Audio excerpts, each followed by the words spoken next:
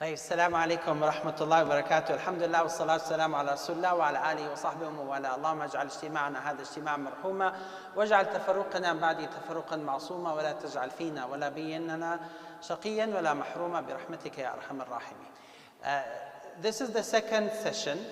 We haven't yet started talking about the individual Imams, but inshallah that's what we will be doing next session. So now it's going to be more generic about the four of them.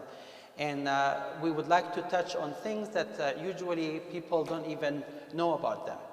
But before I start any of this, I want to remind everyone about what was the common criteria, the common characteristic of those Imams that have made them really true Imams or true leaders in Islam. Allah subhanahu wa ta'ala has mentioned those two qualities in Quran as if they were the two conditions. Without them, a person cannot be an Imam. And again, when we use the word Imam, we're not talking about the one who leads the prayer, like Imam Hejazi or whatever. This is nothing. We're talking about Imam being the role model in every aspect of life. And that's why we say Al-Imam Abu Hanifa. We don't say Imam Abu Hanifa as a leader of prayer. Actually, he was not a leader of prayer, to be honest. Al-Imam Abu Hanifa was a leader in every aspect in life, was a role model in his akhlaq, in his religion, practicing of the religion, in his knowledge and all that. So that's the word Imam. Imam means the leader, right? So Allah subhanahu wa ta'ala has said in the Quran in Surah Al-Sajda, the ayah says, وَجَعَلْنَا مِنْهُمْ أَئِمَّةً يَهْدُونَ بِأَمْرِنَا لَمَّا صَبَرُوا وَكَانُوا بِآيَاتِنَا يُوقِنُونَ. That we have made from among them leaders. A'imma. A'imma is a plural of Imam, right? لَمَّا صَبَرُوا. When they showed patience, consistent patience. وَكَانُوا بِآيَاتِنَا يُوقِنُونَ. And they used to strongly and firmly believe in our signs and our ayat. That's why the Imams have said, بِالصَّبْرِ وَالْيَقِينِ تُنَالُ الْإِمَامَةُ فِي الدِّينِ. Simple statement in Arabic, let me translate it. With patience and strong belief in the religion, a person can gain the leadership in this religion. And this does not only apply to men, this is men and women. So, بالصبر واليقين تنال الإمامة في الدين. And those two characteristics were the very, very solid and clear characteristic of the four Imams. They have been patient throughout their journey, and they were among the people who have been tested and put in trial the most. Like every one of them had a very, very strong trial that they have gone through. Did you know that Imam Abu Hanifa used to be beaten like very severely because he refused to take a judge position? That was Imam Abu Hanifa. And you know what he said? He said, Rasul Sallallahu Alaihi Wasallam has said that the judge is either of the three. Two of them will go to the hellfire, and only one will go to Jannah.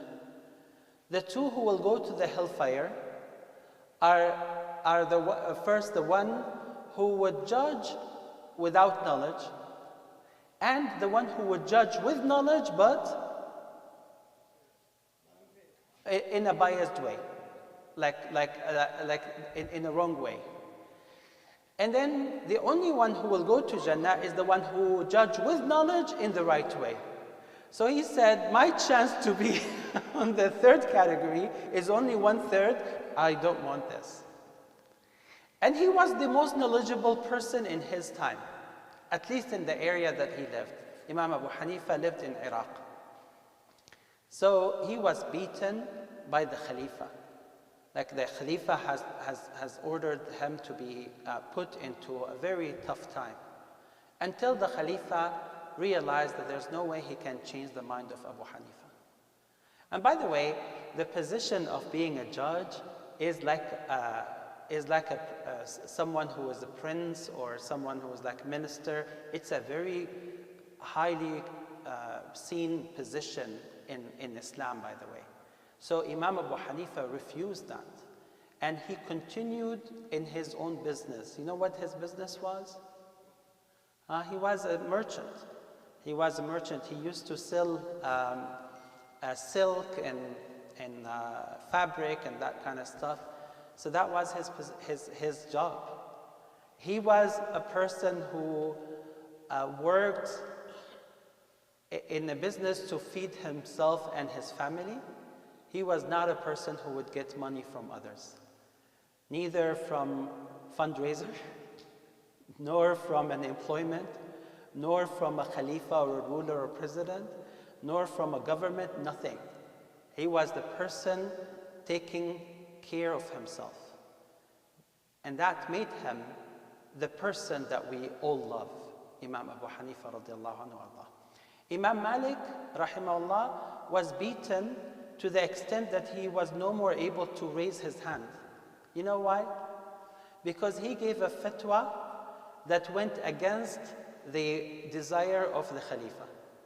The Khalifa, the Imam Malik rahimahullah ta'ala was giving a fatwa about zawaj, about marriage, and how, like, what is the minimum required of marriage, and that someone should not say inshallah. And also he was giving, like the essence of the fatwa was that a person,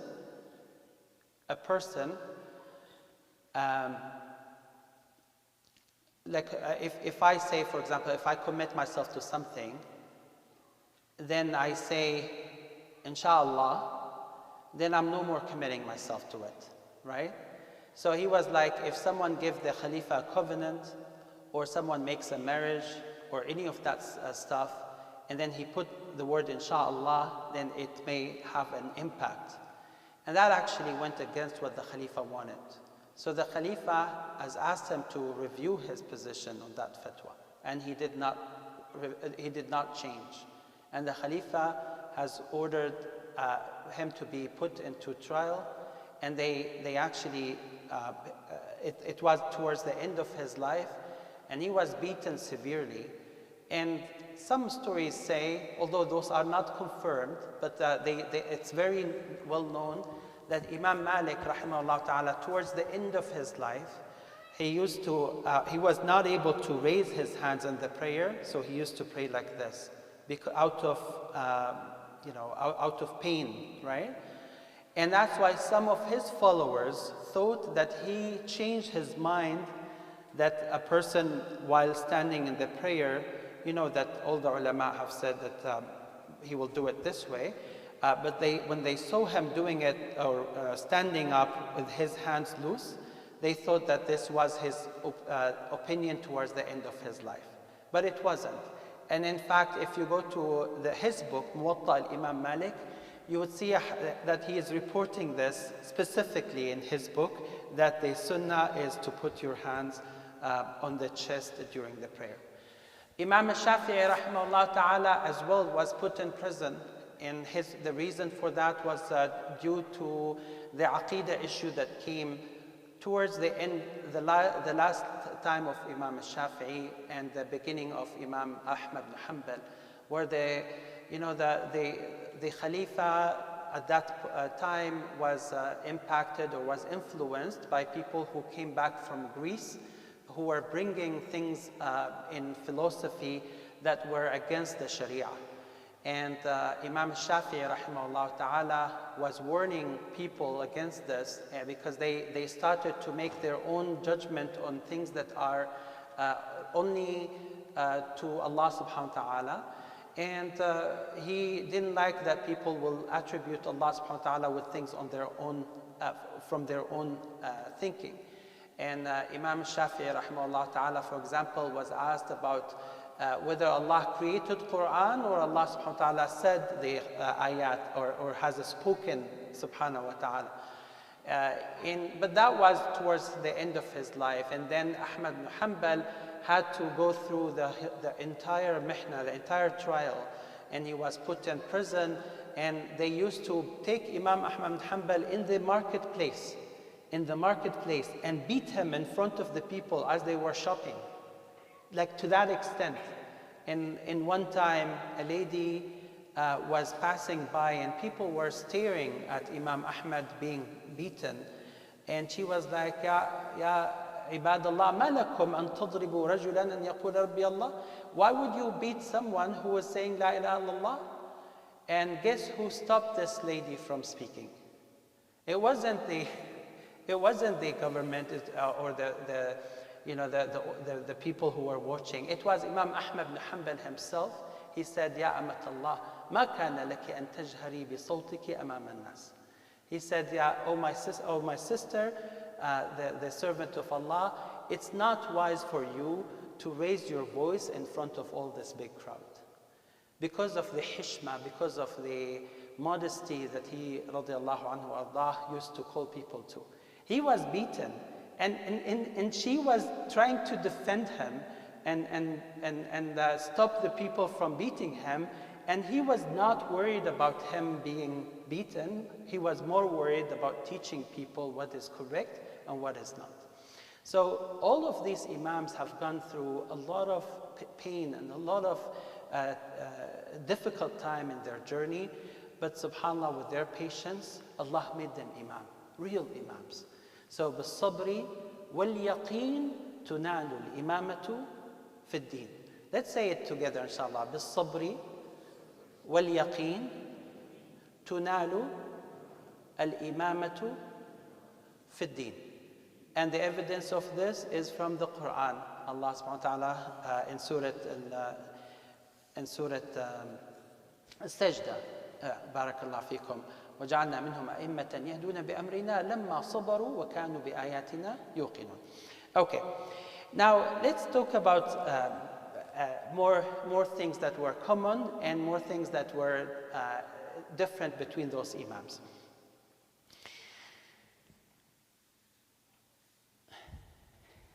One of the things that they were very common with is that they respected each other, despite the fact that not all of them have seen everyone else. Meaning, Imam Abu Hanifa didn't see any of the, he saw Imam Malik at Hajj one time. But then he didn't really see the remaining Imams. And Imam Malik, rahimahullah ta'ala, perhaps Imam Malik saw Imam al-Shafi'i. Shafi'i didn't see Imam Abu Hanifa. Ahmad bin Hanbal saw both Malik and al-Shafi'i, but not Abu Hanifa, and so on. But they all have spoken very highly about each another. So let's hear some of that.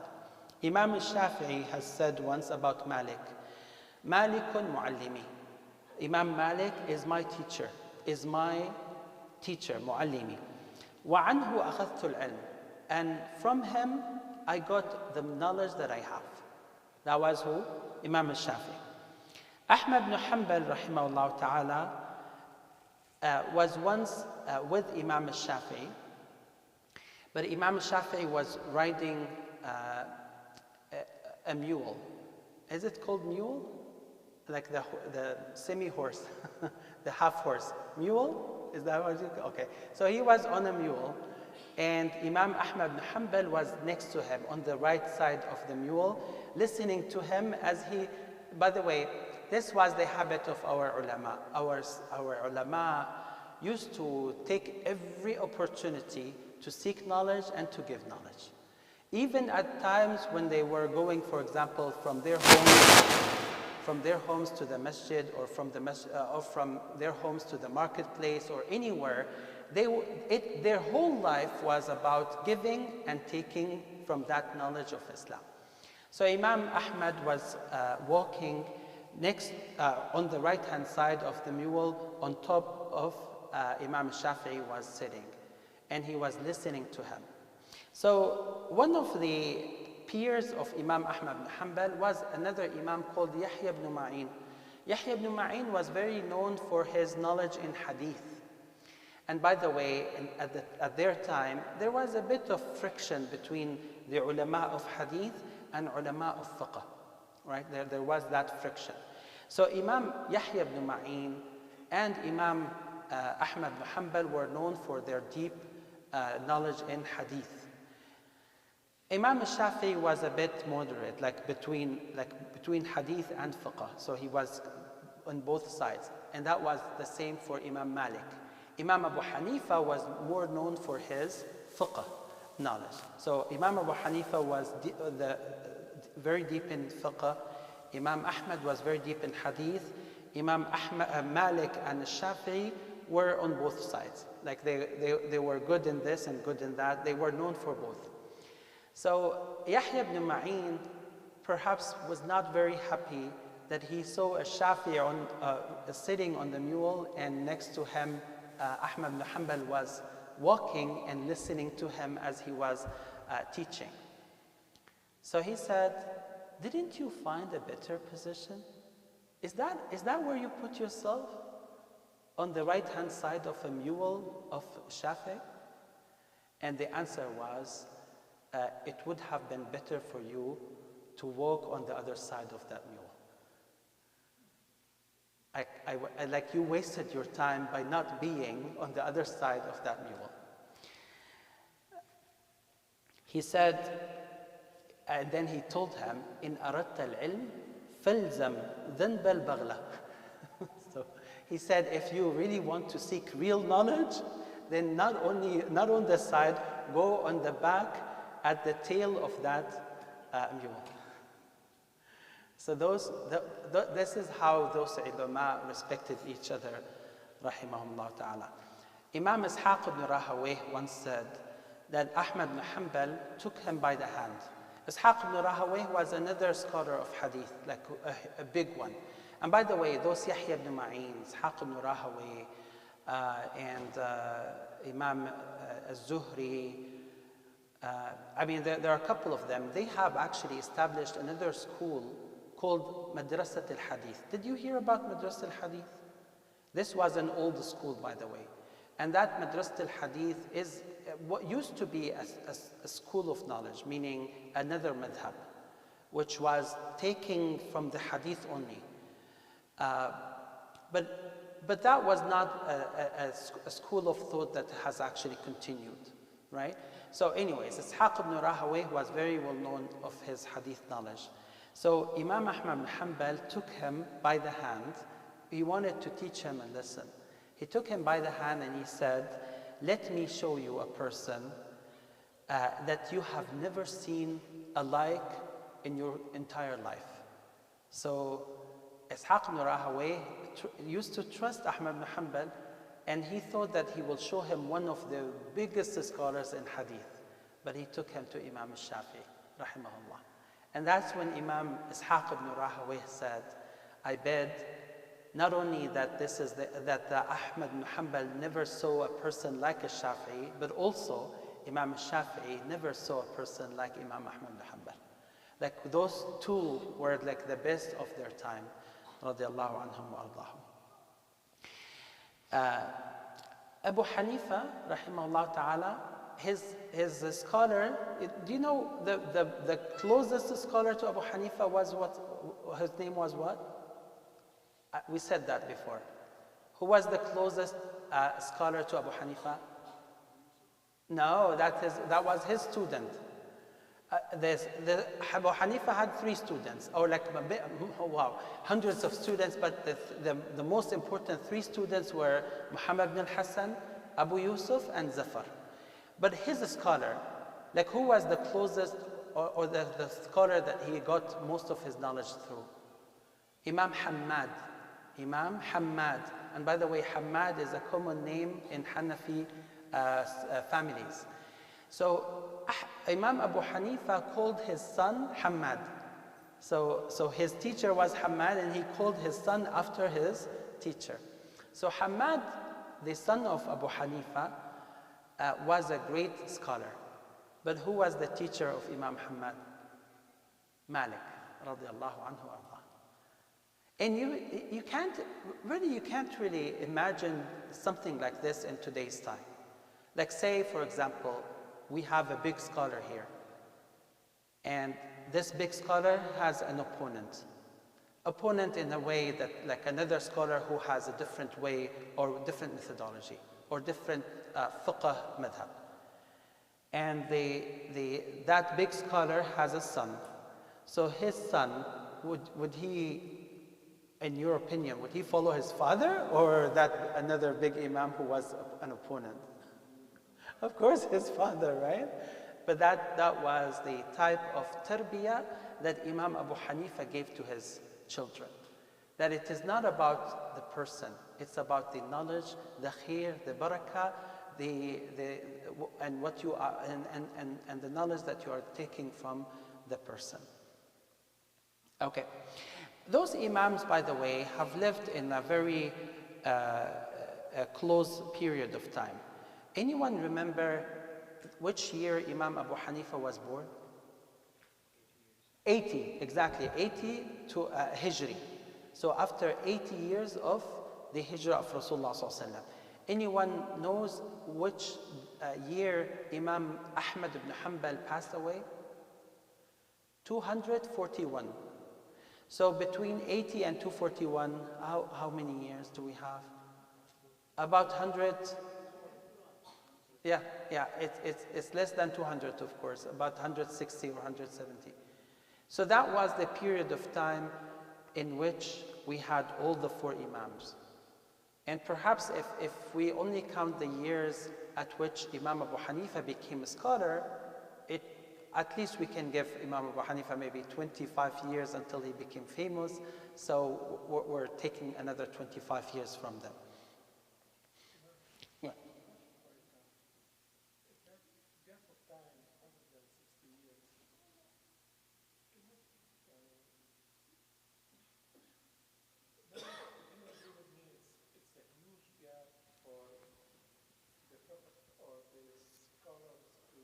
MashaAllah. So, no, excellent observation. So he's saying, despite the fact it looks like 150 years compared to now, what is the year now? 1444. So it's a small period of time compared to where we are at right now. But in fact, in reality, during their time, there was a very accelerated expansion of the Islamic State. And the demographic change, the political change, everything has changed very rapidly at that point in time. Because you remember, Islam was in Medina and Mecca, and then expanded to the Arab Peninsula, and then went to Bilad al-Sham, and then Egypt, and then expanded more and more. So during that period of time, it was very, very, very critical that things have changed dramatically fast. And that is why there was, that is one of the reasons, one of the major reasons that we see differences in opinions between those four imams. Because each one of them had to handle specific use cases or situations or scenarios that were specific to their times, and actually to their location. Remember, in last time we talked about a conversation that happened between Imam Malik and Imam Abu Hanifa when they met at Hajj. Do you remember that? Huh? Anyone didn't hear it? The time when those two imams met at Hajj. Anyone didn't hear it? Okay, so let me just very quickly say it. So Imam Abu Hanifa rahimahullah ta'ala was going to Hajj at the same time Imam Malik was there. And they met there. And again, there was a friction between the ulama of fiqh and ulama of hadith. Imam Malik was known of his scholarship in hadith more than fiqh. And Imam Abu Hanifa, of course, he was the number one in fiqh.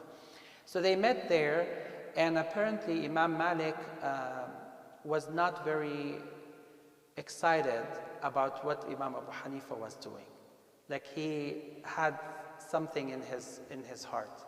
So Imam Abu Hanifa met with him, and there was this very beautiful conversation where Imam Abu Hanifa asked Imam Malik, so what is the thing that makes you feel angry at me?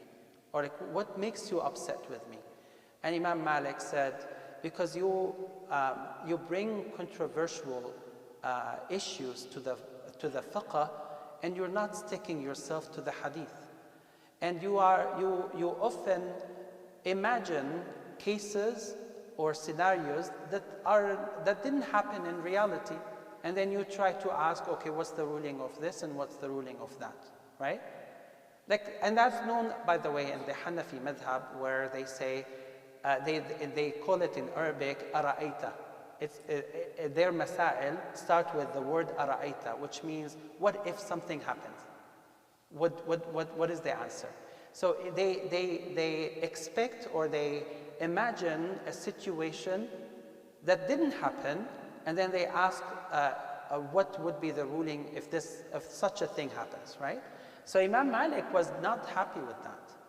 And he said, you're doing things that are not from Sunnah. Like we should always stick to the Sunnah, and if something arises in the future, at that point in time, we would try to make a fiqh conclusion. So Imam Abu Hanifa rahimahullah ta'ala was very respectful, especially that he is meeting Imam Malik in his own place.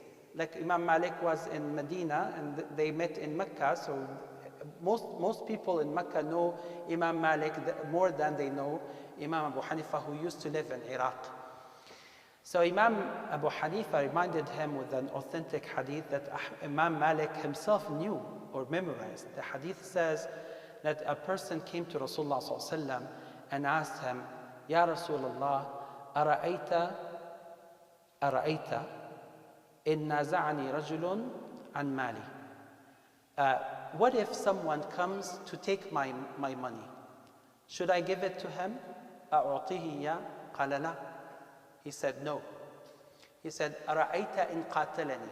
What if he fights against me? Now, is this something that has happened? No. Now, this Sahabi came to Rasulullah imagining a case, a scenario. And he was like, أرأيت إن أراد أن يأخذ مالي؟ قال لا تعطيه. Don't give it to him. أرأيت إن قاتلني? What if he fights against me? He said, فقاتله. So fight against him. He said, أرأيت إن قتلني? قال أنت شهيد. He said, what if he managed to kill me? He said, you are a murderer. He said, أفرأيت إن لم أستطع دفعه إلا بقتله? What if I cannot defeat him unless I kill him? He said, he will be in the hellfire. قال هو في النار. So when Imam Malik heard this hadith, he stopped the conversation. And he went away. He thanked Abu Hanifa and he went away. So he was asked, he said, Wallahi, I don't believe that there's any person on top of this earth that can convince you that a pillar of a stone is made of gold when you see it is made of stone, except Abu Hanifa. Like he's amazing in how he could convince you. And he said, when I heard this hadith, although he memorized it, it's as if it's the first time I'm hearing it. Imam Abu Hanifa, on the other hand, was asked, so what do you think of Imam Malik? He said, I wish all the people are like Imam Malik. I have never seen a person who have that respect and that knowledge at the same time, that he will take the haqq and not argue about it. So that was the way that those Imams interacted with each other. And subhanAllah, it's amazing how the followers are just doing the opposite. Allah al-Musta'an. Okay. So just to address your question again, the Imam Abu Hanifa rahimahullah ta'ala explained to Imam Malik that in the city of Medina, it's easy to stick to the hadith because everyone now is in a close time frame from the life of Rasulullah sallallahu alaihi wasallam. But in the city of Baghdad in Iraq, we get all type of people, like Muslims, Christians, Jews, fire worshippers, all type of people. And every day we hear about many people embracing Islam. And they come up with things that we have never expected. So we have to make up for some scenarios and think about them ahead of time, because it's very expected that those cases will be asked in the future and no one will be able to answer them. You see the point? So your point is very valid, Jazakallah khair. Okay. طيب. Yeah. Sure. Sure. Sure. Nowadays, there are some scholars and maybe some mashayikh who would say, let's promote and bring the deen or the fiqh to the point where it fit our lifestyle that we live in nowadays. How is it? Yeah. Does that come from the idea of art? Barakallah fikum. Barakallah fikum. I intended to talk about this actually in another session, but let me answer a bit of it. So the question was, okay, so what do you think about the current voice of some of the mashayikh who say we need to take the Islamic knowledge or Sharia into another different level that can work in a more modern way to address the issues that we see in today's time, right? Right. If we have the people of the like of Imam Abu Hanifa, wallahi, I will go and kiss not their forehead, I will kiss their feet, wallahi. But if we have people who cannot differentiate between authentic hadith and a fabricated hadith, if we have people who cannot even read the hadith in Arabic, if we have people who don't know the difference between fard and wajib and all that, and all what they have is that they have hundreds of thousands of followers on Facebook, I don't think those people will bring Sharia into a good shape. No, those are not the ones. So I would expect that in order to give that modernized version of interacting with the issues that we have in a very Islamic way, there needs to be a group of ulama working together on this. And to give you an example, may not be a perfect example, but at least it's an initiative that, alhamdulillah, it has started, maybe not to the level that we dream to have. Amja is just one example of those initiatives where a group of ulama have come together to say, well, we need to really look at things from a different lenses.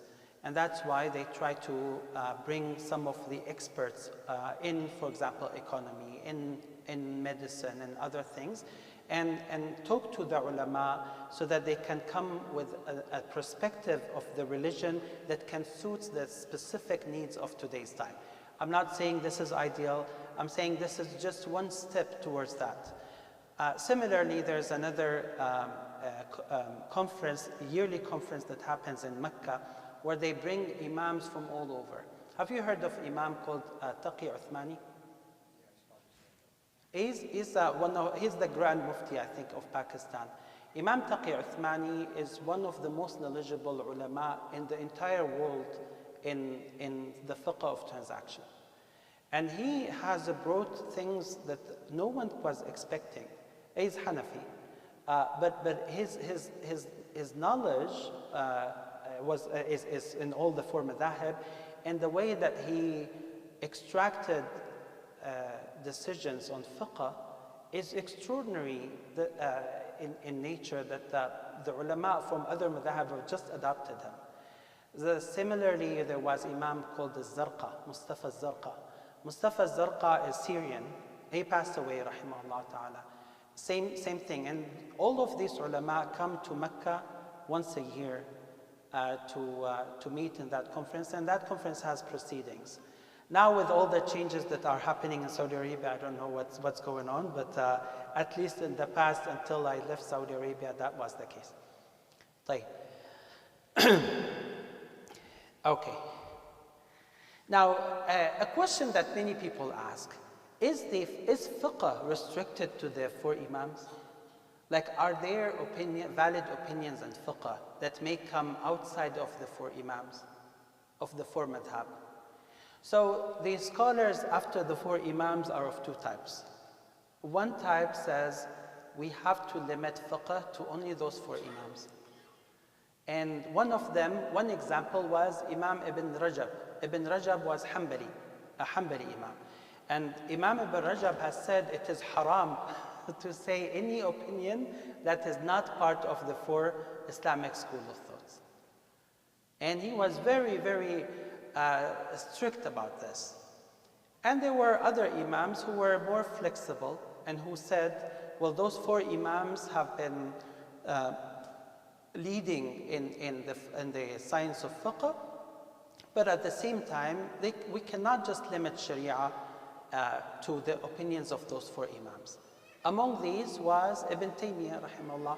You heard of Ibn Taymiyyah. Ibn Taymiyyah was Hanbali. So both Ibn Rajab was Hanbali and Ibn Taymiyyah was Hanbali. Ibn Rajab said, if you go outside the four madhab, then wal'iyadu billah, it's a major thing.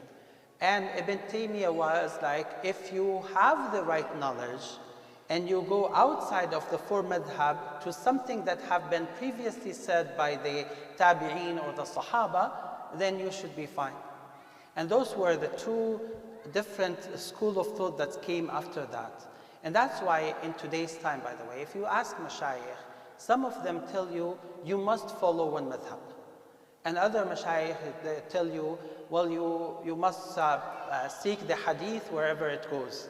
Another says, go with the opinion that is more authentic, and so on, right? You hear those things, right? And that actually was the reason. But wallahu ta'ala ala wa alam. Imam Abu Hanifa, Imam Malik, and Imam Shafi and Ahmad bin Hanbal, all of them have said very similar statements. Okay, let's give the people in the back a bit of time. Okay.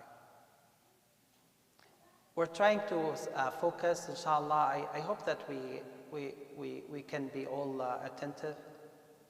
Jazakumullah khair. So, in the time of Sahaba, none of these four Imams exist, right? Right? And those Imams, rahimahumullah ta'ala, have come up with fiqh that was specific to the time and specific to the place that they have lived at.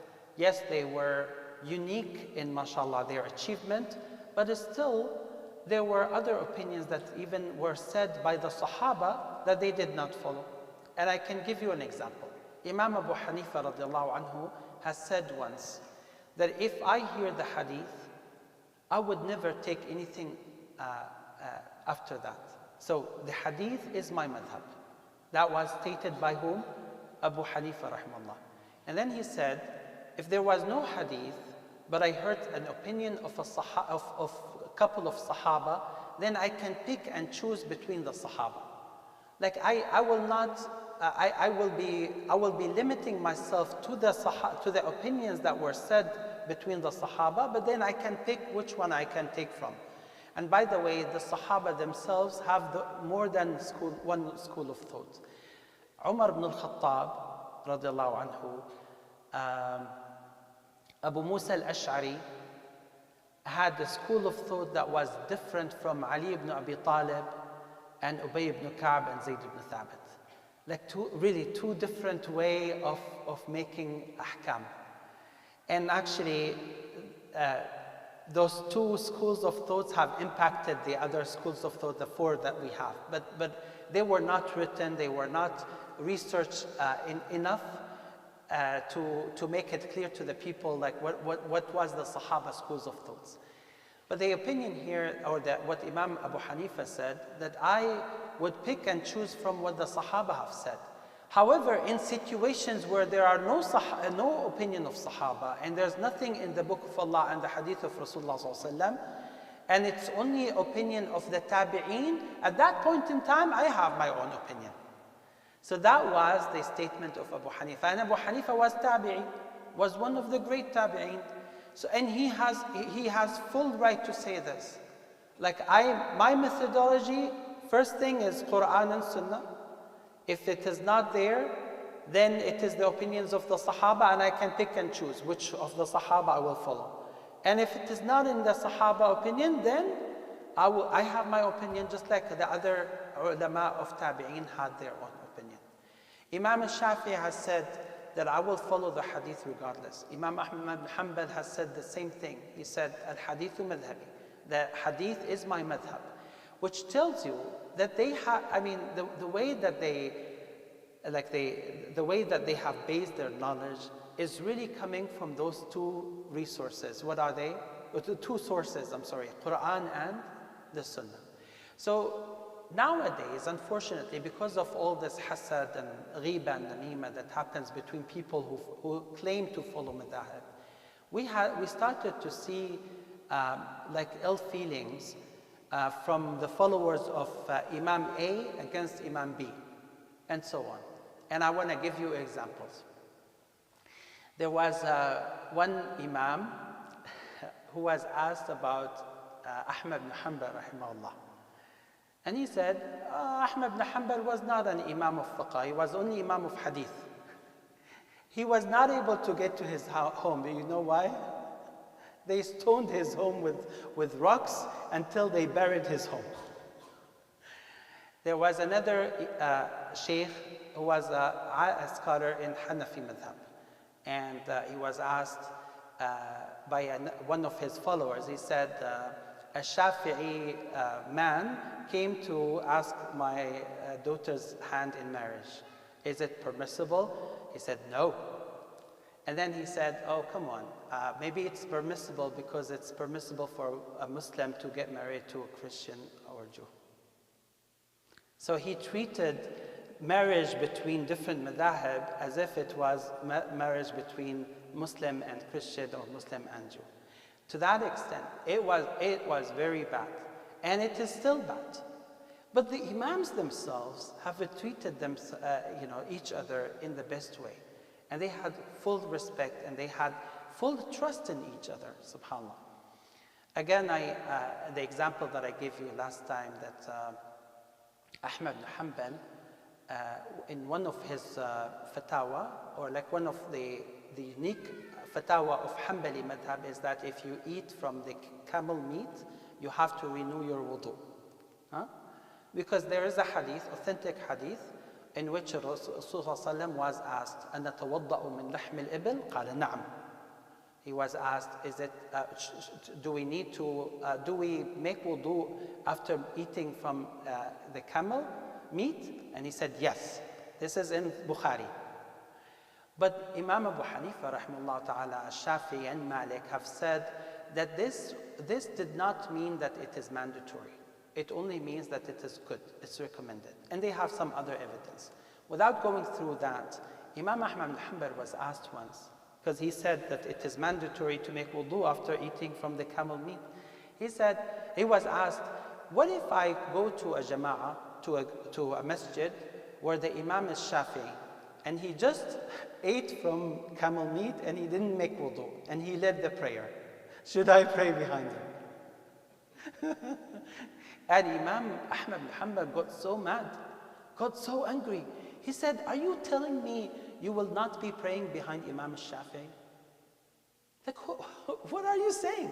Like, and that actually, that's the real fiqh. The real fiqh here is that those imams, those four imams have an agreement. Maybe it's an implicit agreement. It wasn't very well known to their followers, in which they say, if a person believes from an evidence and from following a great scholar and alim about something, then he is excused in the sight of Allah subhanahu wa ta'ala. So the person who follows Imam al-Shafi'i in that it is not required to make wudu after eating from the camel meat, then his salah is valid. And your salah behind him is still valid, even though you believe otherwise. But if it was you, then you should make wudu. You see the point? Did I make this clear, inshallah? And by the way, this is a huge problem these days, because now you go to Salat al-Tarawih, oh, those people are following Imam Abu Hanifa, they pray 20 rak'ah. I'm not going to pray with them. A'udhu billah. By the way, the 20 rak'ah that Hanafi madhab promotes is coming from Zayd ibn Thabit. It's coming from Umar ibn Khattab radiallahu anhu. He was the one who asked Zayd ibn Thabit and Ubay ibn Ka'b to go and lead the prayer in Medina, with 20 rak'ahs. That was opinion of Umar ibn Khattab radiallahu anhu. So why would you say, oh, Hanafi, I don't, a'udhu billah. And those who say, well, this masjid is following Hanbali, they only pray 8 rak'ah, I'm not going to pray. Well, it was Aisha radiallahu anha who said, I have never seen Rasulullah sallallahu alaihi wasallam praying more than 8 rak'ah. So, I mean, see how crazy we are in this time that we say, I mean, we try to attach the differences between us and the ill feeling between us to the madhab, and then we try to justify why we don't go to this masjid or that masjid because of the difference on madhab. Like, could you, like as a Shafi'i or Hanafi, could you say that I am not going to follow the hadith of Aisha? You can't. As a Hanbali, could you say that I'm not going to follow the opinion of Umar ibn Khattab who said pray 20 rak'ah? You can't. So that's where I'm trying to come with, that our knowledge of the fiqh needs to be more promoted in a way that we recognize and acknowledge that those 4 Imams didn't make things on their own. They brought this from the hadith, from the Quran and the Sunnah, and from the differences that were in the time of the Sahaba radiallahu anhum. Yes, sir. They get confused also because some of them are told that if you want to follow one imam. They have been told that and they're strictly following that. So they might have this idea. Right. Right, so the brother is saying that people are being told that they must follow one madhab, right? And that's fine, It's fine for someone to say, I'm Maliki. It's fine, totally fine. But that doesn't mean that he cannot pray behind a Shafi'i. Yeah, that's this thing. Like, for me to stick myself to the opinion of Imam Shafi'i, I still can pray behind someone who is sticking himself to the opinion of Imam Abu Hanifa, for example. Because his prayer is between him and Allah, and my prayer is between me and Allah. And his prayer is valid, just like how I trust Imam Abu Hanifa and the Sahaba that Imam Abu Hanifa has taken his knowledge from. You see the point? So that's actually is ignorance, as you just said, Jazakallah khair. And that's why we're trying to talk about those 4 Imams everywhere possible. And in fact, alhamdulillah, when we are able to make the Imam forums or the Imam panel discussions, just like the one that we had here, inshallah, we will have one soon in Baltimore with Sheikh Aqil. You know Sheikh Aqil? Aqil Ingram, Masjid al-Ihsan. So there will be one, inshallah, early February, where we have 7 mashayikh. 3 of them are local in Baltimore, and then 4 other Imams as well from Maryland. And we will be doing another one, inshallah, in Dar Taqwa, another one in ICM, Laurel, inshallah, in all of them. And the initiative here is that unless the Imams themselves show others that they can pray behind each another and that they will welcome them in their masajid, there's no way for the community to be united, right? Jazakumullah khair. And alhamdulillah, I mean, the good news that I'm seeing is that how much the Imams are willing to take that, alhamdulillah. So far, it's been extremely, alhamdulillah, delightful. Okay, now another one, the next one that we want to talk about is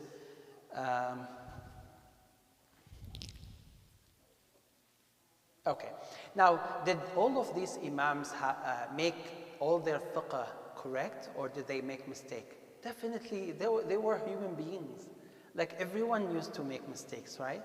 So there were some mistakes by those Imams.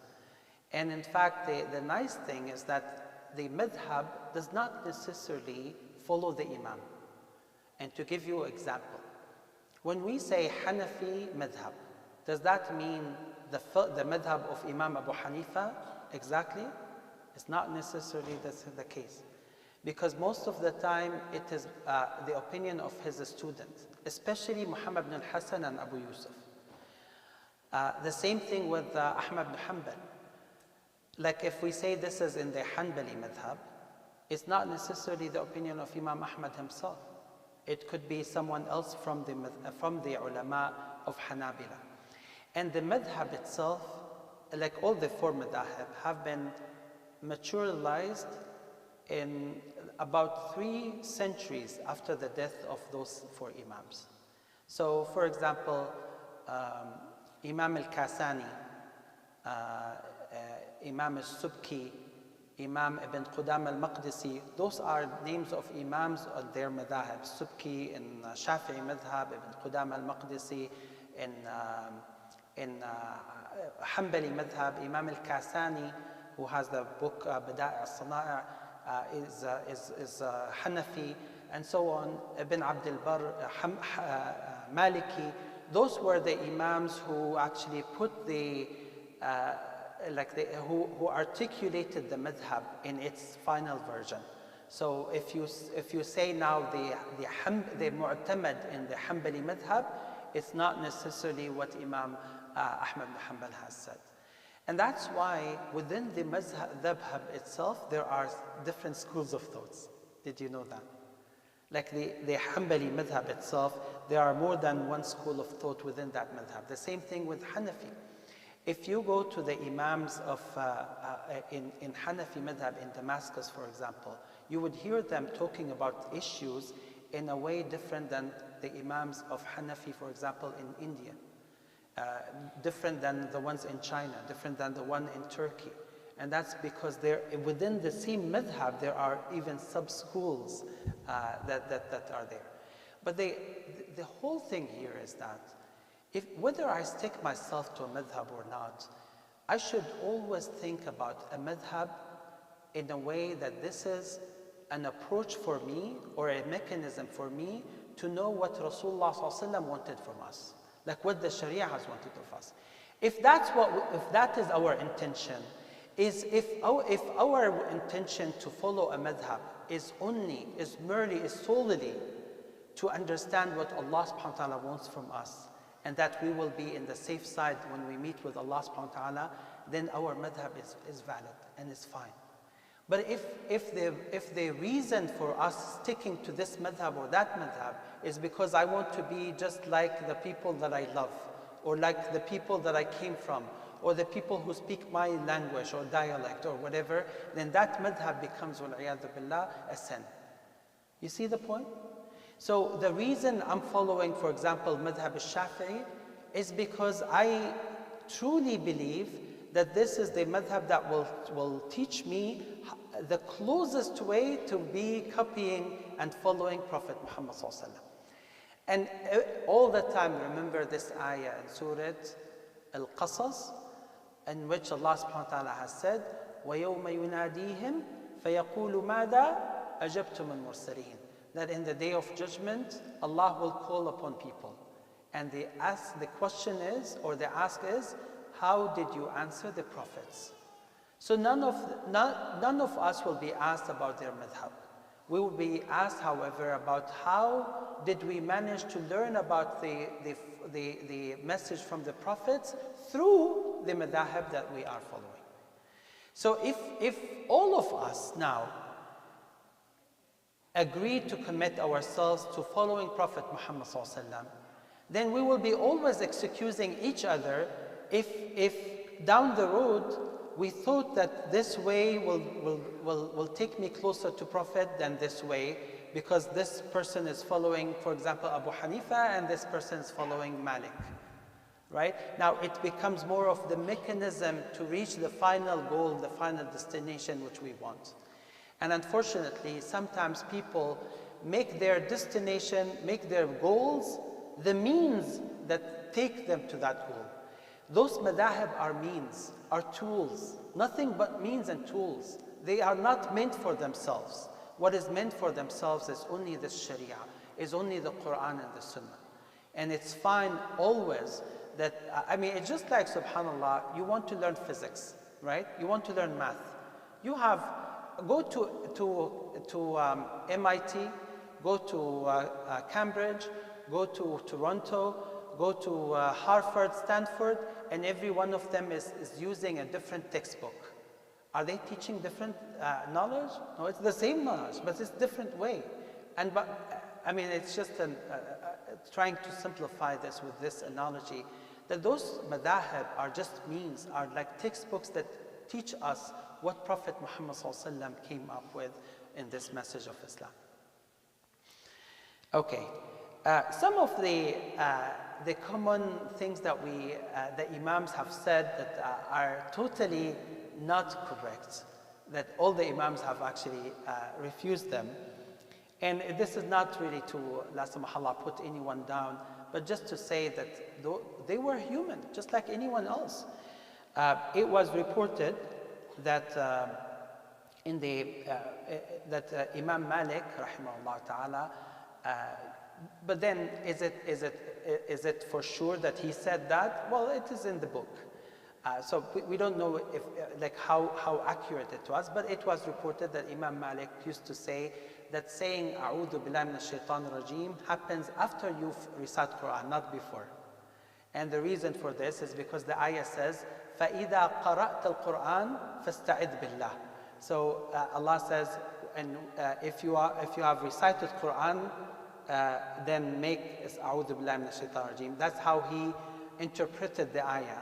Although the ayah was interpreted by all other scholars that at the time when you want to read Quran, you should say A'udhu billahi minash shaitanir rajim. So that was like one example. But now whether Imam Malik truly has said that or not, Allahu A'lam, Allahu A'lam. But again, if someone wants to learn about Imam Malik only through the book, he will find this. He will find this. And the same thing with Ahmad ibn Hanbal. Like it was said that Ahmad ibn Hanbal used to say that if a person commits zina after marriage, then not only he will be tortured, or he will be actually he will be first hit like jald, and then he will be stoned. Like he has to go through 2 punishments. But in fact, all the ulama have said, no, it's 1 punishment. Like for the one who is not married, it's 1 punishment, and then for the one who is married, it is a different punishment. And so on. In Abu Hanifa, rahimahullah ta'ala, in some of the narrations, they said that Abu Hanifa said that a person who is Persian can recite Al-Fatiha in the prayer in Persian. Could you imagine? Like in Persian, I'm not saying in Persian letters, I'm saying in Persian in language. Well, did he say that? Allahu Alam, but at least some of the books of Hanafi said that Imam Abu Hanifa said that. So what I'm trying to say is that when we want to learn about our Imams and what their fiqh was, we may see things in the books that may not be accurate, and that all the ulama have actually rejected it. Like none of the ulama, and even the Hanafi scholars right now, none of them say that you can recite Quran during your prayer in any language other than Arabic. None of them.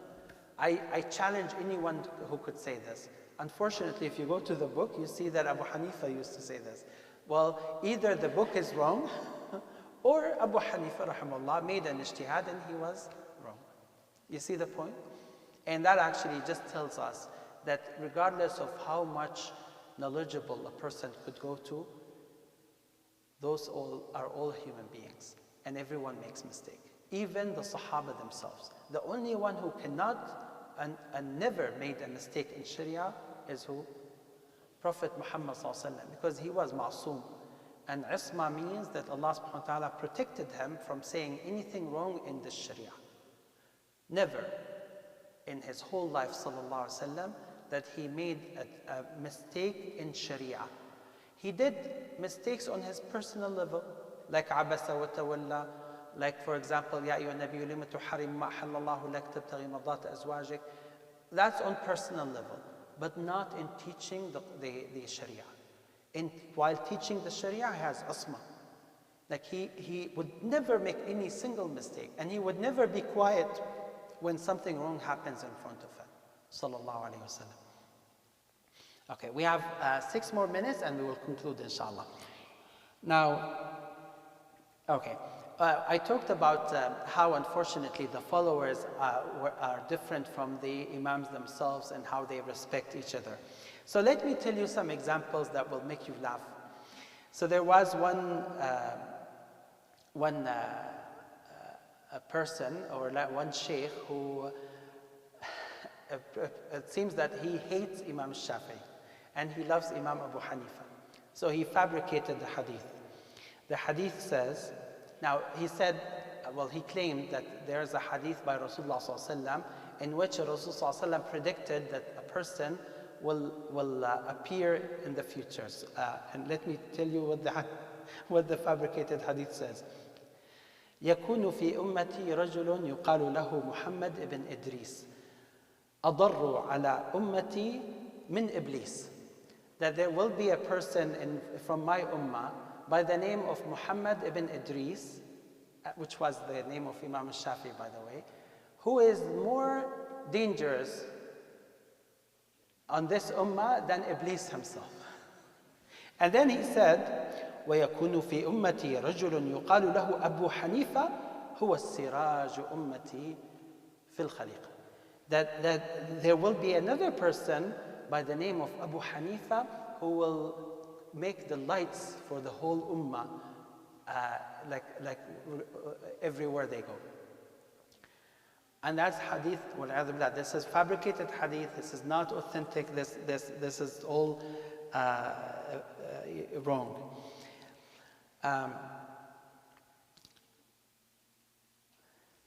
Another one by the name of Ibn al-Madini. Ibn al-Madini was known for his knowledge, but unfortunately he was very, very biased.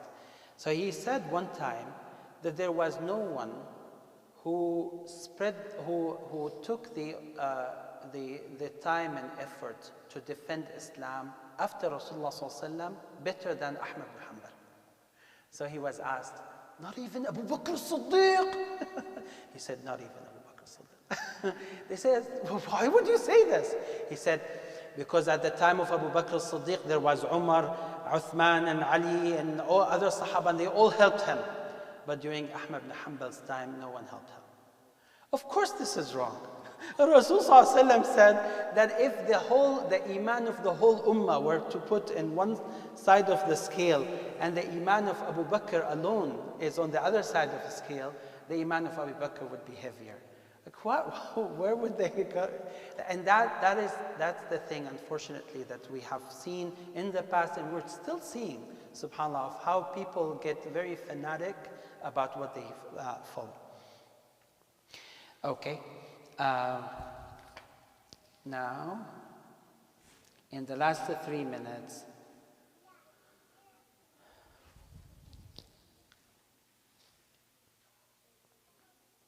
okay.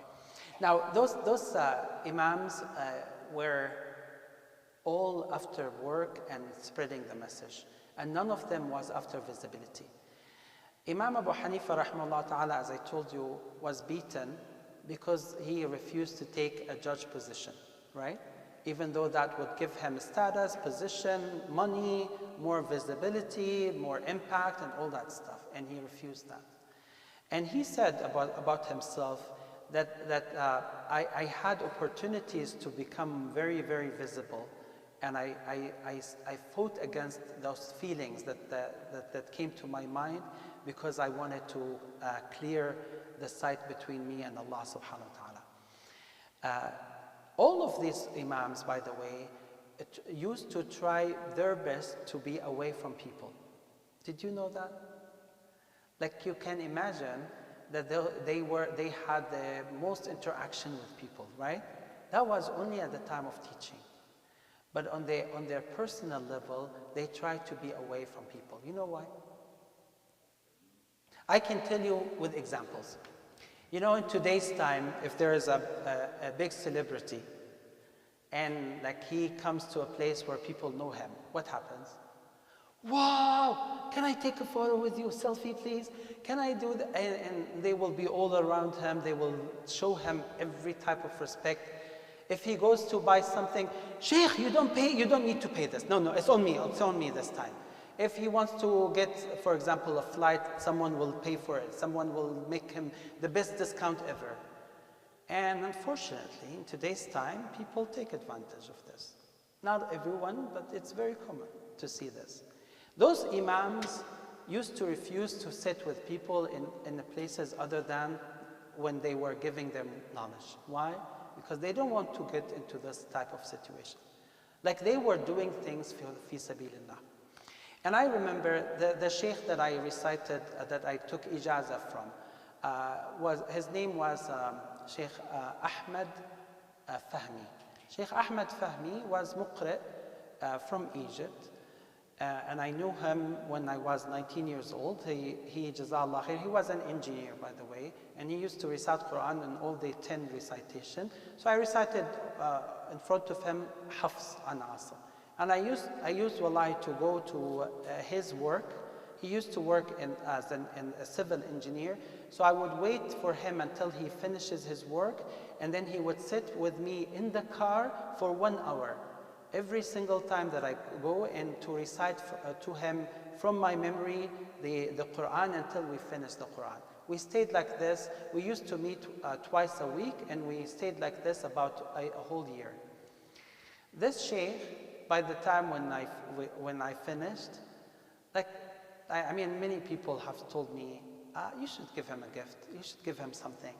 So I was trying to sense, like, would he accept it? Would he get mad at me? And by the way, most of the time, people take it. Like, okay, no problem. You give. They call it honorarium. Did you hear this term? Honorarium? Okay, honorarium is when you invite a sheikh, and after they finish, you give them like whatever the cash or check, whatever it is. Now, this sheikh has spent with me almost a year. So I thought, should I give him money? Should I give him gift? So the best that came to my mind, so that I avoid any conflict, is to give him a new copy of Mus'haf that was written in Riwayat Warsh. And that was the very first time, by the way, the Medina press, you know this press of Medina that actually print the masahif, the green masahif that we see, they had a new version for Warsh, Riwayat Warsh. So I brought him this, and he said, what is this? I said, this is gift. And that was when I finished. He said, Wallah, I will not take it. He said, never ever think in your mind, Abdurahman, that I will take a single penny from you. And by the way, at that time I was in Saudi, so he said, single halala from you. And for me, that was very strange. Very, very strange. And subhanAllah, he passed away maybe a few years after that with cancer. And he refused every opportunity of becoming visible. Like, he was one of the greatest scholars in qira'at. And he was an engineer. He was not just someone who would have a job in teaching Quran. And subhanAllah, his knowledge was superior, and he would never take a single halala for what he's doing. And that was a very, very unique example in my life in the early time that just reminds me with those scholars, the four Imams. What really made those four Imams the four Imams was their sincerity, was their devotion, was their patience, and was how much they were trusting the religion and the knowledge that Allah subhanahu wa ta'ala has blessed them with. So with that, let us conclude, inshallah. I can spend 5 minutes or 10 minutes maximum if there are questions, or otherwise, inshallah, we're done. Any question? Any thing you want to say, to add? Feel free. Yes. Yes. Many people, they go and shop for fatwa. For fatwa. Yeah. But they go to this madhab, they don't like the fatwa, they go to the other madhab. Now that is the thing that is typical haram. Because the ulama have said, whoever tries to follow the easiest opinion, then he is tazandaq. من أخذ من كل عالم زلته فقد تزندق. Tazandaq means that he has changed his religion. Like he completely changed his religion. Now the thing here is that we need to all understand that we are worshiping Allah. We are asked to worship Allah in the way that Allah likes, not in the way that we like. Those who do fatwa shopping are trying to find a way to worship Allah in the way they like. So what we need to do instead is to find the most authentic scholar, the most knowledgeable scholar, the most pious scholar, and ask them, and that's it. And we trust that inshallah whatever they tell us is something that when we stand in front of Allah, we say, Ya Allah, we did our best. You told us, فَاسْأَلُوا أَهْلَ الذِّكْرِ إِن كُنْتُمْ لَا تَعْلَمُونَ. Ask the people of knowledge when you don't know. And I tried my best to find the most knowledgeable person, and I asked. Then you did your part. But if you do fatwa shopping, you're not asking the most knowledgeable person, you're seeking the easiest one. Jazakallah khair. طيب, let's conclude here. Jazakallah khair. سبحانك اللهم وبحمدك أشهد أن لا إله إلا أنت أستغفرك وأتوب إليك. صلى الله على محمد وعلى آله وصحبه وسلم. وإياك وإياك حبيبي, الله يرضى عليك.